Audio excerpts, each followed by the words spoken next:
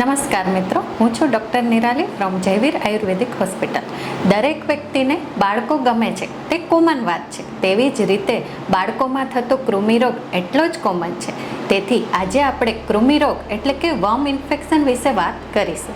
આયુર્વેદમાં કૃમિરોગનું બહુ વિસ્તારથી વર્ણન કરવામાં આવ્યું છે. તો ચાલો આપણે પહેલાં તેના કારણો જોઈ લઈએ. મેઇન કારણ છે અજીર્ણ એટલે કે ખોરાક ન પચવો. જ્યારે બાળકો ચોકલેટ, વધારે પડતા ગળ્યા પદાર્થો, મીઠાઈઓ વગેરે પદાર્થોનું સેવન કરે છે ત્યારે તે ખોરાક બરાબર પચતો નથી. તે ભારે ખોરાકમાંથી કફનું ઉત્પાદન થાય છે અને તેના કારણે કૃમિરોગ જોવા મળે છે. બીજું મેઇન કારણ છે હાઇજીન મેન્ટેન ન કરવું. જમતી વખતે બાળકો દર વખતે હાથ ધોતા નથી, તેમજ દરેક વસ્તુ મોઢામાં નાખવી, અંગૂઠો ચૂસવો વગેરેના કારણે પણ કૃમિરોગ થાય છે.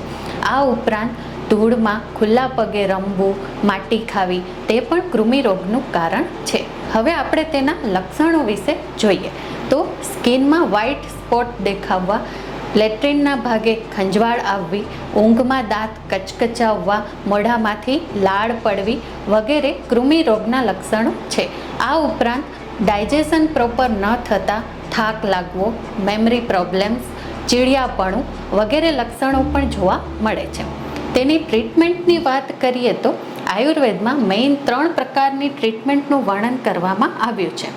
પ્રથમ ટ્રીટમેન્ટ છે અપકર્ષણ એટલે કે કૃમિને શરીરમાંથી બહાર કાઢવા. પંચકર્મ દ્વારા આપણે બાળકના શરીરમાંથી કૃમિને બહાર કાઢી શકીએ છીએ. બીજી ટ્રીટમેન્ટ છે પ્રકૃતિ વિઘાત એટલે કે બાળકને કડવા અને તુરા રસવાળા પદાર્થો આપવા. આ ઉપરાંત કૃમિ મુદ્ગર રસ, કૃમિ કુઠાર રસ, વિડંગારિષ્ટ વગેરે દવાઓ પણ આપી શકાય છે. વિડંગ ચૂર્ણ એ કૃમિ રોગની સામાન્ય ચિકિત્સા છે. તમે બાળકને વિડંગ ચૂર્ણ કે વિડંગના બીજ પણ આપી શકો છો. ત્રીજી ટ્રીટમેન્ટ છે નિદાન પરિવર્તન એટલે કે જે કારણથી કૃમિ થાય છે તેનું સેવન ન કરવું.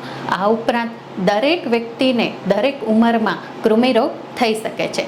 તેના માટે અમારા હોસ્પિટલની મુલાકાત લો. ધન્યવાદ.